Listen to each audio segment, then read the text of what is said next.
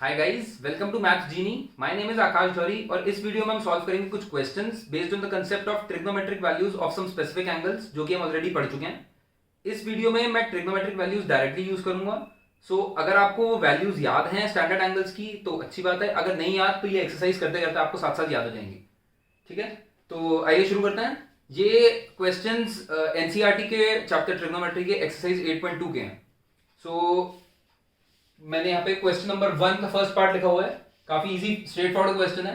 So question says find the value of sin 60 cos 30 plus cos 60 sin 30। तो इसको solve करने के लिए हम sin 60 की वैल्यू लिखते हैं। sin 60 इज √3/2 और cos 30 की वैल्यू भी √3/2 होती है। यहां पे लगाया प्लस का साइन। cos 60 which is equal to 1/2 और साथ में यहां पे मल्टीप्लाई हो रहा है sin 30 की वैल्यू विच इज अगेन 1/2। सो इन दोनों को सॉल्व करेंगे, न्यूमरेटर और न्यूमरेटर मल्टीप्लाई होगा। √3 into √3 would be equal to 3, 2 into 2 would be equal to 4। यहाँ पे बीच में प्लस का साइन। यहाँ पे 1 into 1 would be equal to 1 और 2 into 2 डिनोमिनेटर्स को मल्टीप्लाई किया, so that would be equal to 4। So LCM लेंगे तो नीचे आएगा 4, ये 3 ऐसे कैसे लिख देंगे, प्लस 1 यहाँ पे लिख देंगे। This would be 4/4, answer would come out to be 1। काफी इजी क्वेश्चन था। अगला क्वेश्चन देखते हैं। इस क्वेश्चन का सेकंड पार्ट और थर्ड पार्ट काफी इजी है, तो मैं सीधा फोर्थ पार्ट पे जा रहा हूं। तो सेकंड और थर्ड पार्ट आप खुद ट्राई करिएगा। फोर्थ पार्ट कह रहा है, फोर्थ पार्ट में आपको ये एक्सप्रेशन दे रखा है, इसकी भी वैल्यू कैलकुलेट करनी है। So this is sin 30 plus tan 45 minus cosec 60 divided by sec 30 degrees plus cos 60 degrees plus cot 45 degrees. So हमें वैल्यूज अगर याद हो तो इसको सॉल्व करना कोई बड़ी बात नहीं है, सिंपल कैलकुलेशन है बस।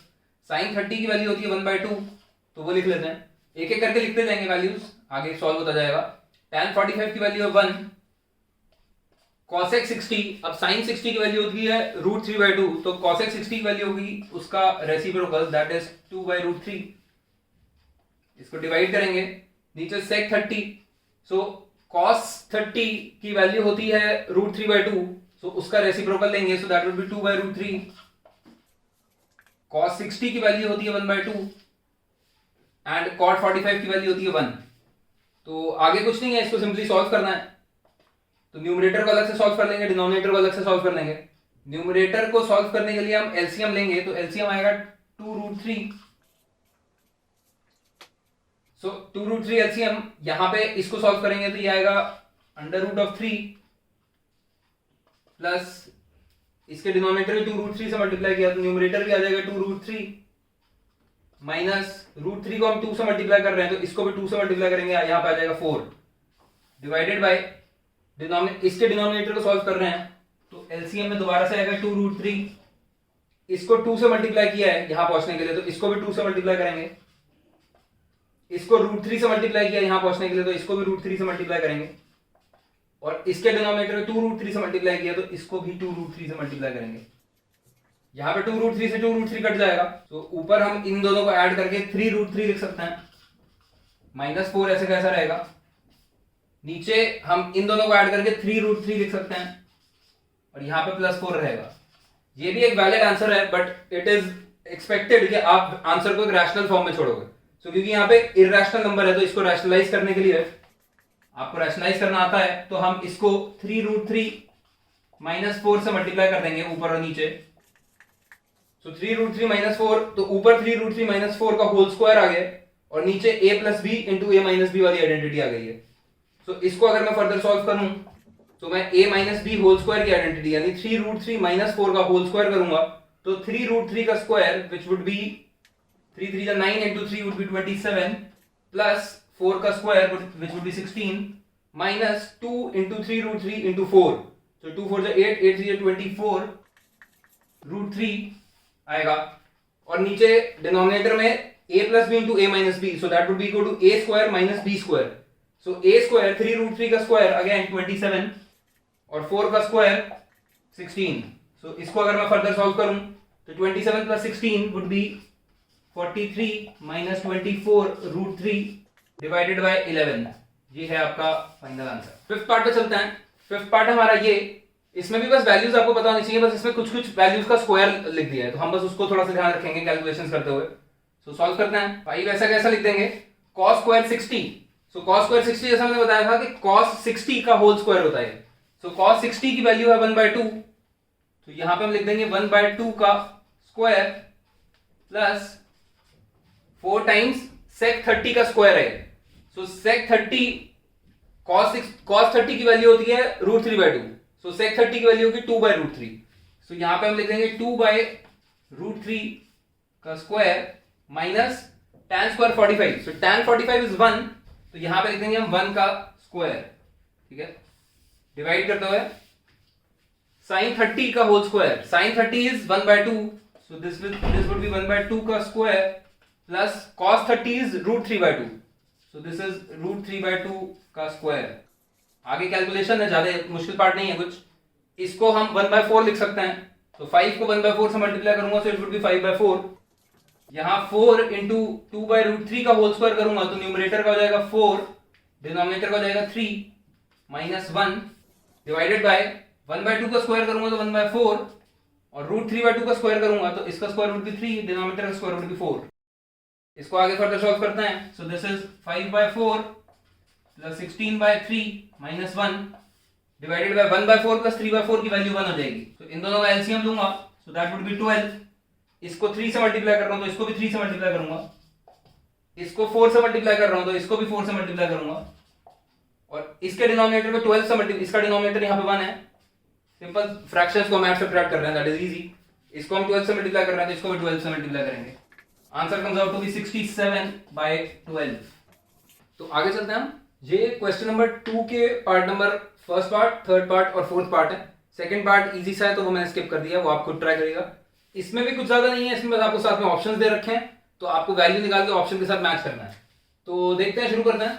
सबसे पहले हमारे पास क्वेश्चन है, फर्स्ट पार्ट है 2 tan 30 divided by 1 plus tan square 30, और इसके ऑप्शन दे रखे हैं हमें sin 60, cos 60, tan 60 और sin 30। तो इसको सिंपली सॉल्व करेंगे हम। तो इसको मैं लिख सकता हूं 2 इंटू tan 30, tan 30 की वैल्यू होती है 1/√3, तो यहां लिखा 1/√3 divided by 1 plus tan square 30, 1 plus tan square 30 मतलब tan 30 का स्क्वायर, सो दिस इज 1/√3 का स्क्वायर।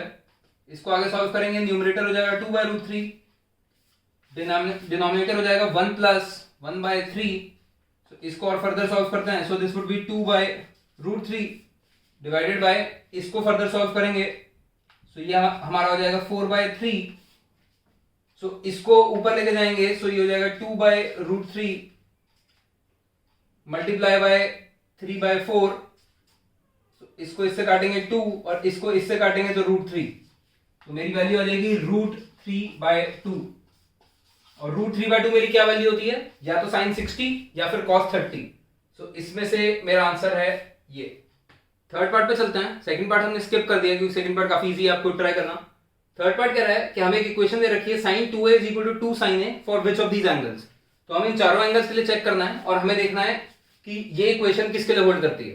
तो हम एक एक करके ऑप्शंस देंगे और इसमें एलएचएस और आरएचएस में पुट करके देखेंगे, जिसके लिए एलएचएस आरएचएस इक्वल आ जाएंगे वही हमारा आंसर होगा। सो हम फर्स्ट ऑप्शन ट्राई करते हैं 0। इसके लिए अगर मैं एलएचएस देखूं सो that is sin 2a, 2 into 0 करूंगा तो वापस 0 रहेगा, sin 0 जिसकी वैल्यू होती है 0।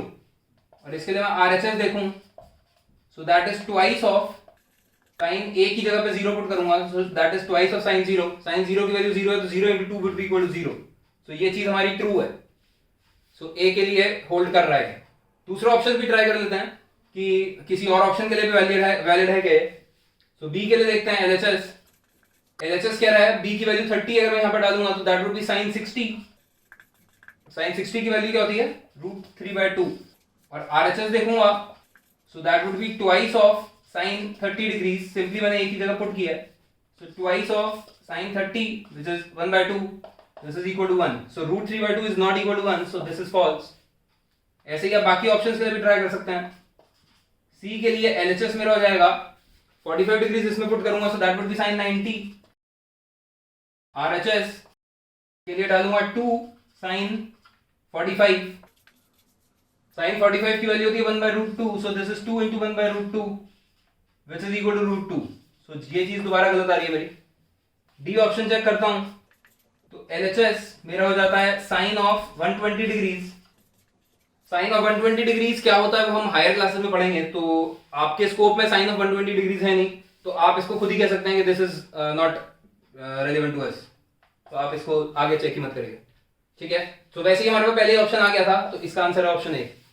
ठीक, आगे चलते हैं। इसका फोर्थ पार्ट सेम क्वेश्चन है जैसा फर्स्ट पार्ट था, प्लस की जगह यहाँ पे माइनस कर दिया बस, तो इसको भी जल्दी से सॉल्व कर लेते हैं।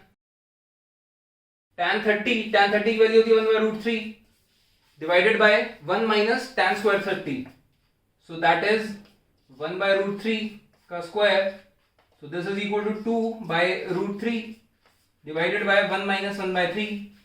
1 माइनस 1/3 करूंगा तो वो मेरा 2/3 आ जाएगा, so that is 2/√3 divided by 2/3। तो इसको फर्दर सॉल्व करूंगा, सो दैट इज 2/√3 इंटू 3/2। 2 से 2 काटूंगा, √3 से √3 काटूंगा तो √3 बचेगा, सो आंसर आएगा मेरा √3। ठीक है, सो इस वाले √3 को मैच करूंगा इनमें से किसी वैल्यू के साथ, सो √3 मेरे को पता है या तो tan 60 की वैल्यू होती है या cot 30 की वैल्यू होती है। ठीक है, तो यहां पे मेरे पास tan 60 दिख रहा है ऑप्शन में, तो मैं उसे मार्क कर दूंगा। सो आगे चलते हैं क्वेश्चन नंबर 3 पे।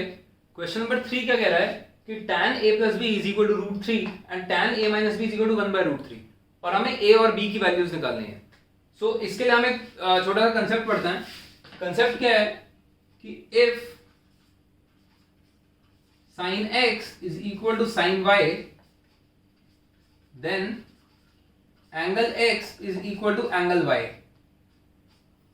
सो इसका मतलब क्या है कि अगर कोई दो एंगल्स होते हैं x और y जिनकी साइन वैल्यू इक्वल होती है, तो वो दोनों एंगल्स भी आपस में इक्वल होते हैं। तो ये जो कंसेप्ट है हमारा, ये सारी ट्रिग्नोमेट्रिक रेशियोज के लिए होल्ड करता है। ये साइन के लिए भी होल्ड करेगा, कॉस के लिए, टैन के लिए, कॉट के लिए, सबके लिए होल्ड करेगा। सो इस कंसेप्ट को हम इस क्वेश्चन में यूज करेंगे। कैसे कि इसमें हम जो हमें पहली क्वेश्चन दे रखी है tan a plus b equal to √3, तो हम √3 को किसी एंगल के tan की टर्म्स में एक्सप्रेस करेंगे। उससे हमारे पास क्या होगा कि अगर हमारे पास tan a plus b equal to tan of an angle की वैल्यू होगी, तो हम ये कंसेप्ट यूज करके हम ये कह सकते हैं कि a plus b would be equal to that angle, right. So इस वाली इक्वेशन को देखते हैं। हमें पता है कि √3 किसका tan होता है, 60 डिग्रीज का। सो हम यहां पे इसको लिख सकते हैं tan a plus b is equal to tan 60 degrees, और इस वाले कंसेप्ट को यूज करके हम कह सकते हैं कि a plus b would be equal to 60 degrees. इस इक्वेशन को 1 मार्क कर लेते हैं। ये सेकेंड इक्वेशन देखते हैं। 1/√3 किसका tan होता है, 30 डिग्रीज का।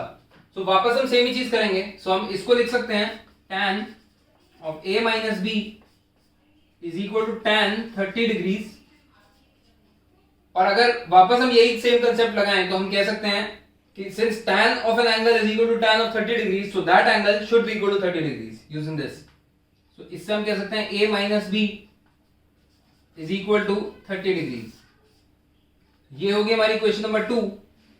सो हमारे पास दो इक्वेशन है और दो वेरिएबल्स हैं। सो इनको हम सिंपली सॉल्व कर सकते हैं किसी भी वे से, सब्स्टिट्यूशन या एलिमिनेशन। सो आप इसको सॉल्व कर लेना, आपको सॉल्व करनी आती हैं, दो equation in two variables. So answer आएगा इसका a is equal to 45 degrees and b is equal to 15 degrees.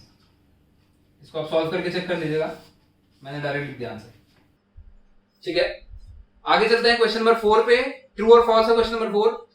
True और फॉल्स में हमेशा याद रखना कि किसी भी स्टेटमेंट को ट्रू प्रूफ करने के लिए वो सारे केसेस में ट्रू होना चाहिए, और किसी भी स्टेटमेंट को फॉल्स प्रूफ करने के लिए सिर्फ एक ही केस काफी होता है।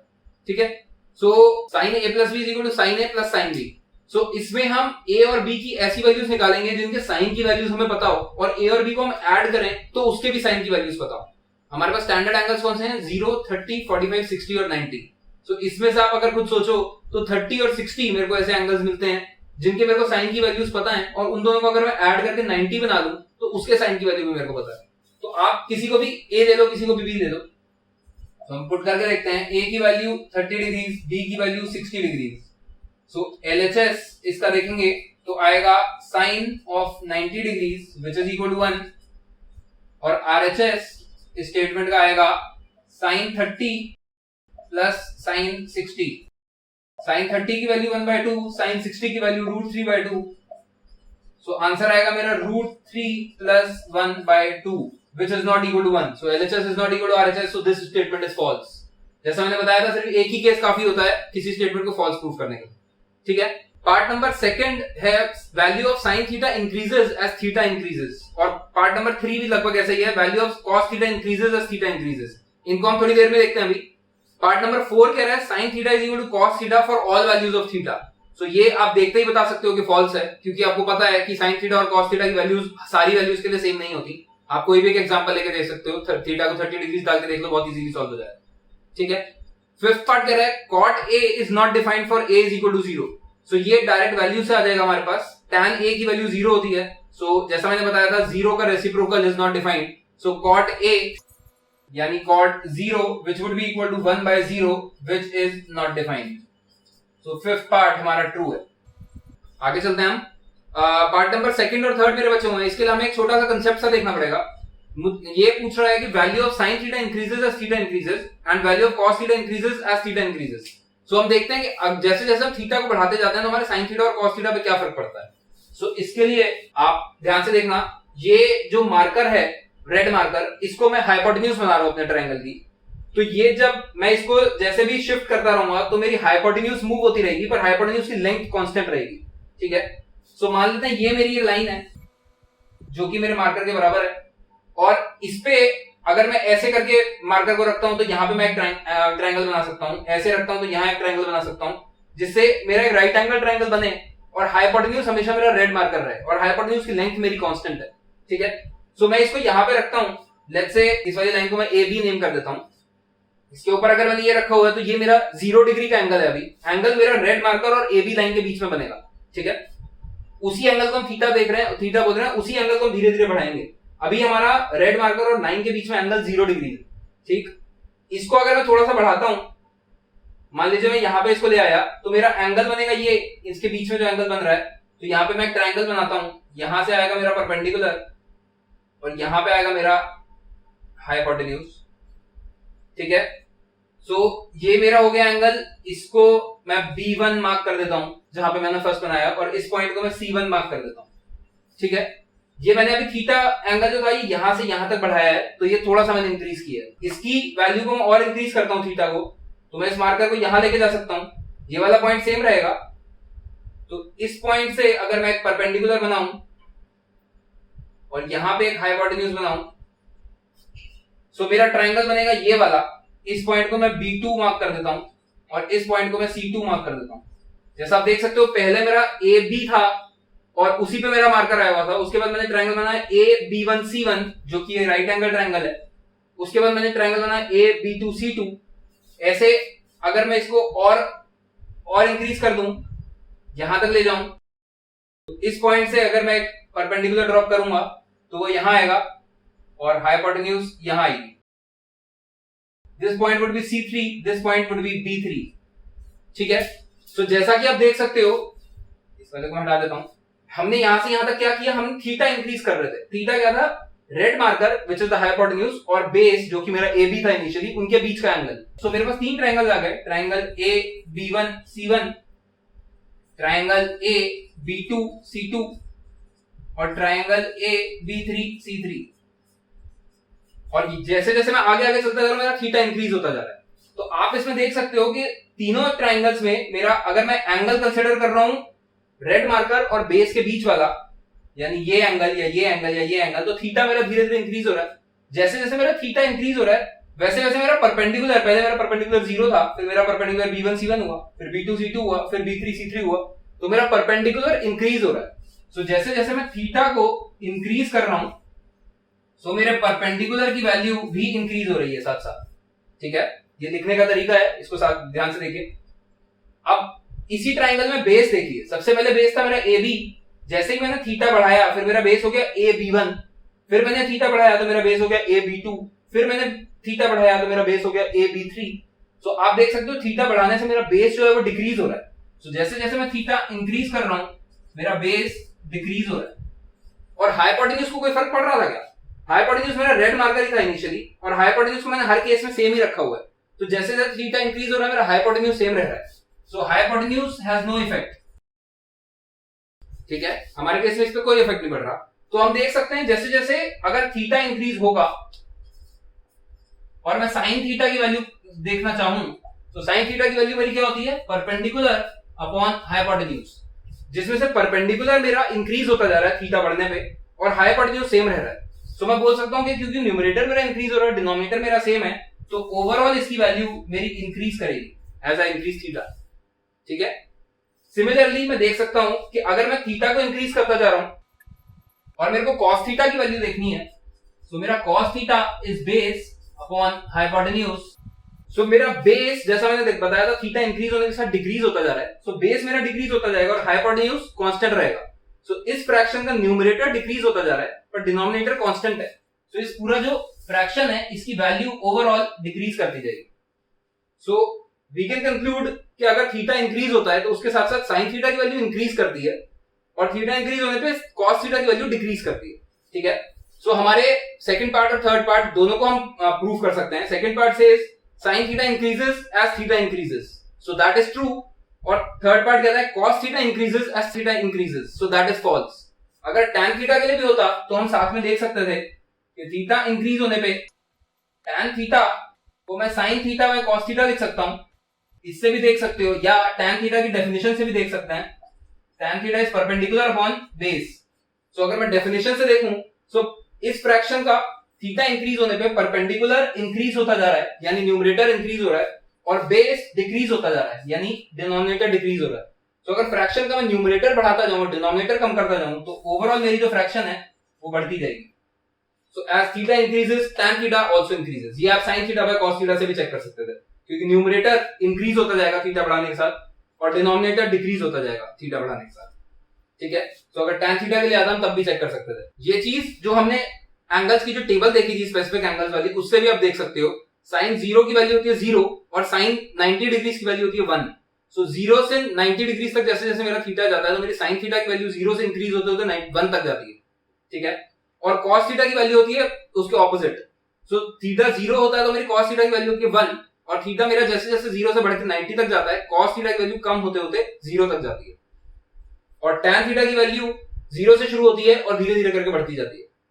तो ये चीज आप टेबल से भी देख सकते हो।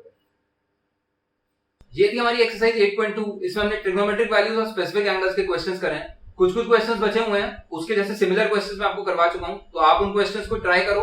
अगर उनमें कोई डिफिकल्टी आ रही हो या आज की वीडियो में आपको कोई डाउट हो, कोई क्वेरी हो, तो आप उसे कमेंट्स में लिखो।